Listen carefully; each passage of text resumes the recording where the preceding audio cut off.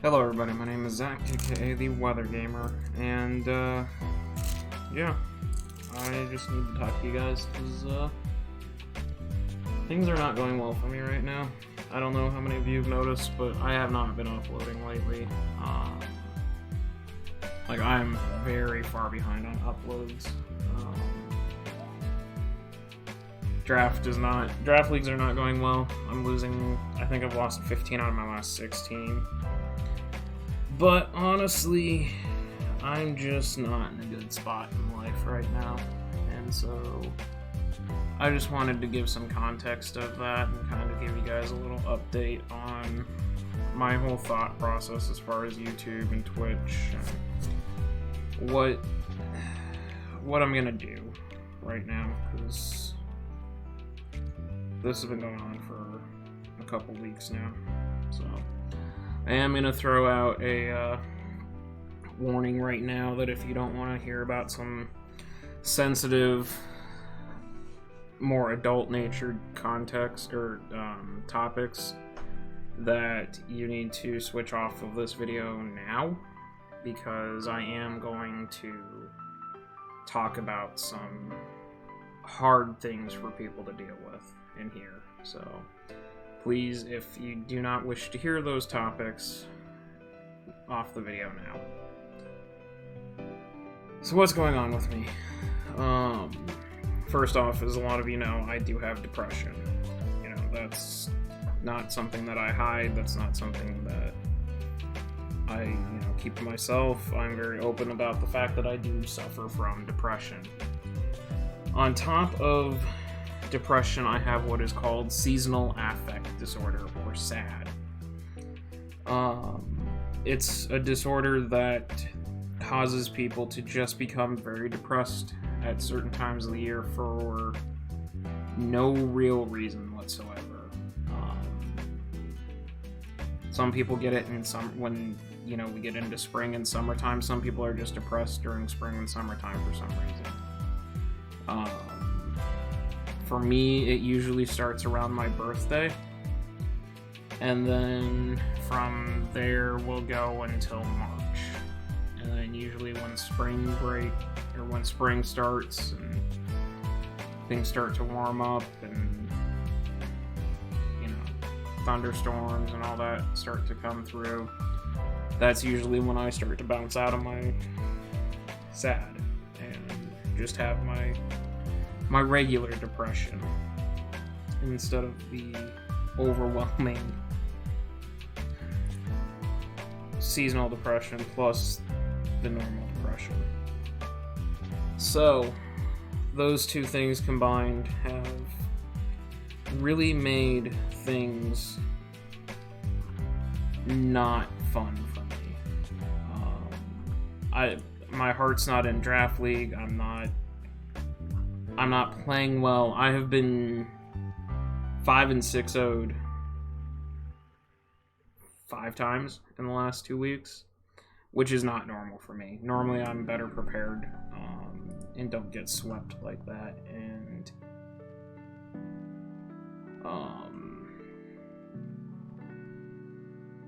I'm actually just I'm building teams just to build. I'm playing league matches just to play leagues.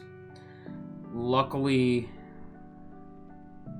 almost all my leagues are over right now. I have NCL, and I intend to stay in NCL just because I have way too much respect for that community and way too much respect for Ian to drop out.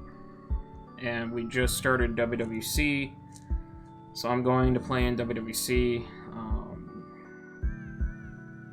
If I have to, I will jump out, and I know Savage said he would potentially replace somebody, and I can trust putting Savage in place, and I can just run WWC and not coach in it if I have to.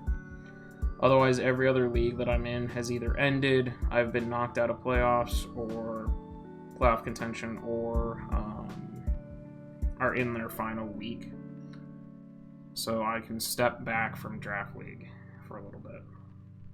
So, but losing all those matches and just not having my heart into Draft League is also feeding that depression because it's making me feel like shit for not giving it my all and not trying. You know, my scores do matter because it affects how the chance for other people to get into playoffs, and if I'm just not giving it to him, then I'm giving people free shots at getting a free big win off of me.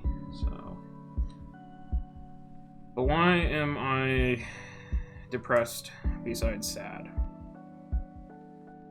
There's a lot of reasons, and this time of year is very, very difficult for me. Particularly the month of February is a very rough month for me. I've talked about it in the past, I've mentioned it in the past, but this is where I actually am going to open up and talk about some terrible things that have happened to me in my life that really affect and contribute to my depression year round, but have also gotten magnified in the last 5 years. So, when I was younger, I was bullied. My own best friend turned on me, which forced me into having trust issues. I've said this time and time again, which is why I don't trust people easily. The bullying was so bad that I tried to take my life. And nobody knew about that until I was in college.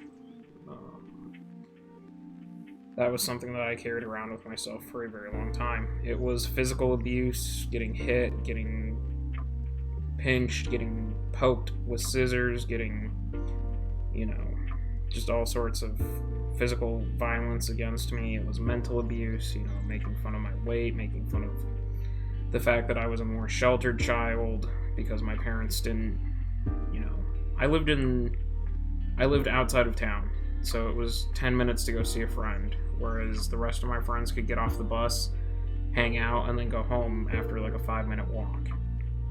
So I wasn't able to hang out with friends as much, and that kind of made me a bit of an outcast. I was a straight A student, too smart for my own good situation.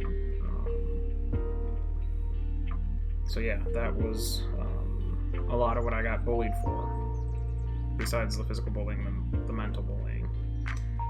And then I told my parents what was going on, and they went and talked to the teachers, and the teachers did a piss poor job in keeping it secret that my parents had come and talked to them about the bullying. So then my bullies came after me about my parents, and that's when it got to be too much. And 13 years old, I was ready to end it all. That's not good. And that's why if you're getting bullied, you need to seek help immediately, because you don't want it to go as far as I went. And honestly, if you're a bully and you watch my videos, if you bully somebody and you're watching my videos, get the fuck off my channel. Get the hell out of my safe space if you're in my Discord server. I don't tolerate bullying. And if I know that you're a bully, and I find out that you're a bully, you can expect to get yeeted as far away from me as possible, because I have zero tolerance for that after what happened to me. But that is my, middle school trauma. And I was bullied all the way into high school till I was a freshman in high school, when the bullies finally pushed me too far, and I just wailed into them. I just beat the ever-loving tar out of 2 guys that were bullying me. I did not stop punching until somebody pulled me off of them. And so, after that, nobody bullied me again. But then we get to junior year of high school, and I had some more trauma added to my life that,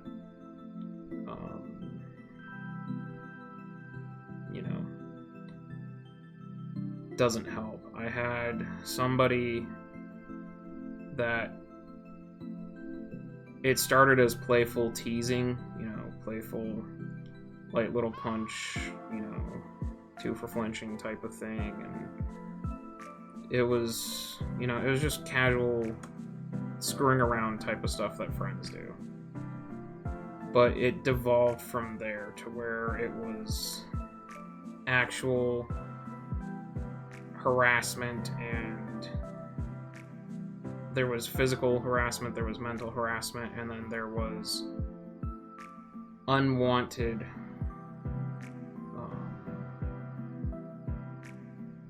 I don't know how to phrase this lightly. Basically, there was sexual harassment as well. Unwanted touching, just not good. And that finally ended after the person transferred schools, and because she got expelled from the high school we were at.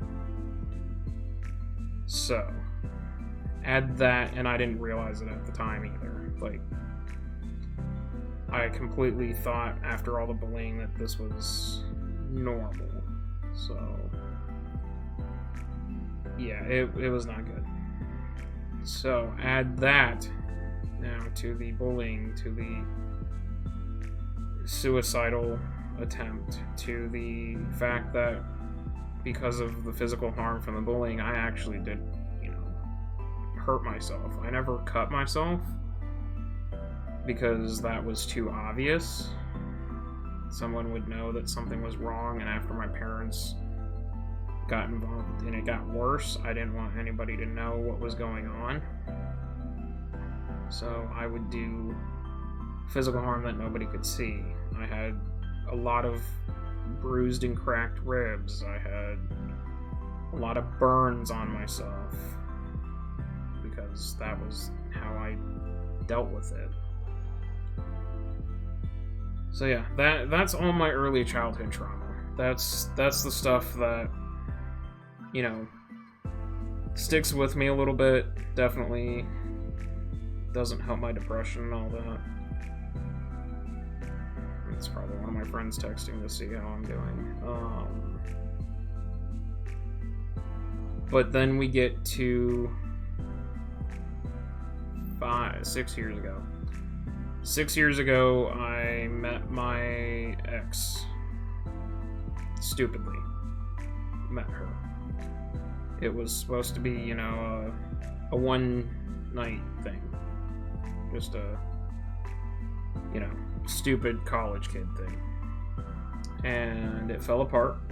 And then the next day, I just happened to stumble on her at her work, and we talked and hit it off, and then started dating, and she was a very evil, manipulative person, and I did not see the warning signs because I was so blindly in love that the red flags didn't go off. And I was like, hey, stupid, you probably need to yeet this person to the curb and protect yourself. And I didn't. But just how bad of a person she was. She borrowed so much money from me, never paid me back, claimed she paid me back, and told me to stop complaining about the money. When I helped her buy a car and then made the payments because she wasn't paying for it.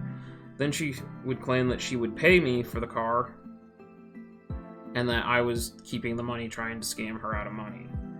That was a huge red flag that I should have, just said, hey, dum-dum, you need to get out of this situation. She used her daughter that she had from a previous relationship as a way to keep me wrapped around her finger and in line, because all she had to do was take away the child that I treated like my own, and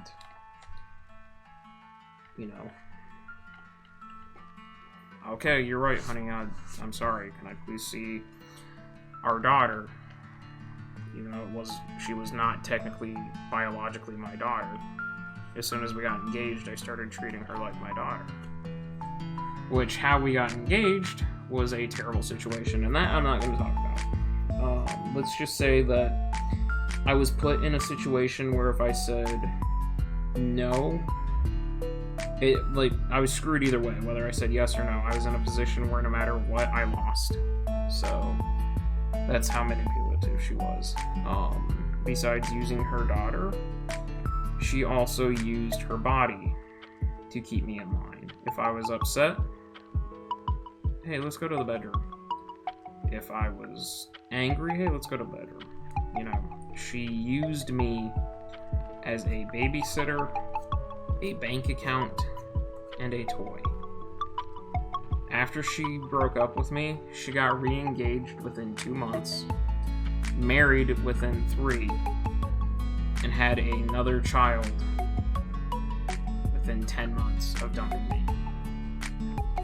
So, obviously, the signs point to her cheating on me. You know, she wouldn't answer her phone. Her phone would mysteriously stop working when she was out by her parents' house, yet we had the same carrier and my phone would work out by her parents' house. You know, I ended up getting mono, which is, for those of you that don't know, that's called the kissing disease, because it's usually only transmitted by somebody else's fluids, and she was the only other person whose fluids I was exchanging, because, for those of you that don't know, I don't drink water from water fountains or public.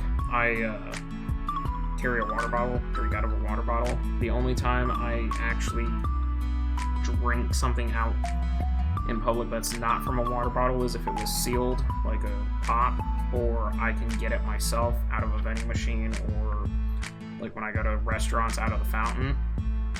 I don't, it's just because it's too easy for you to get sick from somebody. On top of the game ahead of COVID. And there goes my video because I said COVID twice. So that's the only way I could have gotten mono was from her. And she never got sick, so the only way she could have had it was if she was carrying it from somebody else, in my mind. AKA cheating on me. So yeah. That's just how evil she was. Oh, and then on top of it, she kept telling me she was on birth control and was taking her birth control and this and that, but she stopped taking her birth control and did not tell me. Gentlemen, this is a direct address to you. Protection, or don't do it, because you can get yourself trapped very quickly. Ladies, don't be a scumbag and do that to a guy. Please. So yeah, she got off her birth control, didn't tell me. The day before my school semester started. Took me to the park because she proposed to me. I said yes, and then about 3 weeks later, I actually proposed myself that way. Because the way she proposed felt kind of wrong. So, it felt dirty. So I wanted to do it myself. And she hands me a letter saying this and that, and she's bawling and upset, and I read it, and yeah, she turns out to be pregnant. So, that's a great way to go into the day before your school semester. How do you tell your parents that your fiance is pregnant, and oh my god, you're about to have a second child, and can you even afford it, and you know, you're still living with your parents and all that. Then a week later, we're in the ER because it has not attached itself correctly, and she has to have one of her tubes and the baby removed. Yeah, so you go in a span of a week, you're told, hey, you're gonna be a dad again, and this time it's actually yours, to you're not gonna be a dad, you've lost your child, and there's nothing you can do about it. So yeah, that was hard. That was very difficult for me. It really screwed up my semester, and then I got mono a month later, and like that semester was just screwed. So, there's that. And then you get to February. We have a perfectly nice Valentine's Day. And less than a week later, she's handing me the engagement ring back saying, it's over. It's done. I don't want to be with you anymore. Get out of my life, that sort of thing. And it wasn't even something that I did. So,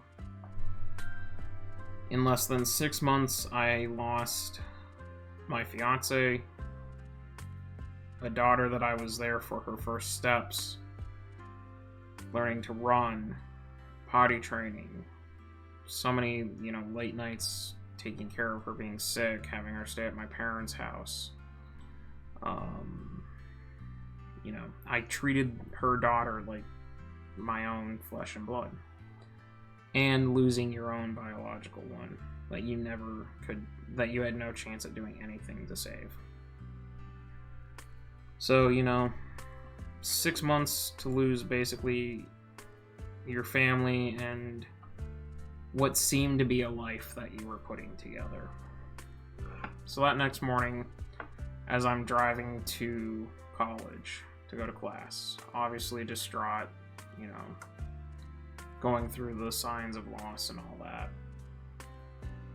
For a brief moment, the thought crosses my head, what if I just turned right on this bridge? Which would have been a car accident at 65 miles an hour, by the way. And the second that happened, I immediately checked myself into crisis counseling at my college. And they put me under my parents' care, and I immediately was, I was in severe problem. And, that's when my parents found out that I was suicidal, that I'd been suicidal twice in my life. And so, through all of that, oh, yeah, with her getting pregnant, by the way, and getting off birth control, that is classified as both sexual assault and rape. So, add that to the previous problems that I had in high school. So yeah, all of that balled up very quickly. I stopped going to class. I missed basically a full year of college due to physical and mental illness. I got on antidepressants and sleep medication and all sorts of stuff to try and get myself straightened out. Therapy, all that. I quit all of it when I started feeling better. And then I get a year removed and the anniversary comes up and it starts to really affect me. And from that time forward, I've been in therapy weekly and now bi-weekly since my insurance no longer covers weekly sessions. So I'm still getting help for that. But I don't know why. Maybe it's because it's 5 years now. And it's just hitting harder. But you throw all of that with my seasonal depression, plus the pain of losing 2 daughters in 6 months. I could care less about my ex. I really could, if you haven't picked up on how I talk about her. She could honestly get hit by a bus and I would not cry, shed a tear, or even give a damn because of how evil and wicked she was to me. And those of you that know me, know that that's not ever something that I feel towards anybody. She is the only one that I feel that way about. So yeah. So it's been a rough couple weeks because it's just weighing on me very hard. And then, moving out hasn't helped in November. Like, moving out the first couple weeks of November were great, I had my own place, I was excited, and then we get to my birthday and Thanksgiving. And because of COVID, it's not a normal situation. And that felt rather lonely. And then from there, that loneliness crept in. You know, I turned 26, and I'm a single guy at 26 with no immediate opportunities at dating, and then, you know, the stuff that I got bullied about starts to come back up, you know, and maybe that's why I'm single and don't have a girlfriend and all that, and then it feeds into more and more and more and more, and it just becomes this gigantic toxic ball of despair and sadness and depression and why and all that, and it truly boils down to a lot of loneliness too. Just waking up at 3 in the morning from a nightmare and all I got's my dog. Waking up at 7 o'clock in the morning on my day off, and it's just me and my dog. Like, yeah, I know I have friends, but there's a component to that that's missing, you know? It's the having somebody to love, loneliness, that sort of thing. It's not even about, you know, sex. And sorry, I laugh when I say that, but it truly isn't, you know? I'm of the age where sex is cool and all, but I want a relationship where somebody's there for me as much as I am for them. Like, all the little stuff that people who are married or in relationships tend to forget about after the first couple of weeks. The little things, the laughing for no reason at midnight, the smiling over stupid little things that you do, the just sitting on the couch with a blanket, just not saying a word, doing absolutely nothing, but just having each other in each other's arms, you know? The little nuanced things. That's what I'm feeling lonely about and missing. Not the adult side of the relationship. But yeah, you throw all that together, and it's led me to where I'm at right now, which is incredibly depressed, not caring about anything. I just don't have the desire to upload videos, I don't have the desire to stream, I don't have the desire to even try building teams. I just have lost all the passion that I had. I'm hoping with time and moving away from this time of year and continuing therapy and all that, and hopefully, you know, the COVID vaccine rolls out and I can see my family again and hang out with friends and all that, that this will ease up. But right now, I don't have any intentions to record. Other than, you know, the WWC videos for the WWC channel. I'm going to try to push through those with Revan and a couple of other people just to not completely shut down. But as far as this channel goes, I'm taking a break. I am taking an extended break. It's probably going to be a while before I upload again until I find the passion as to why I did this.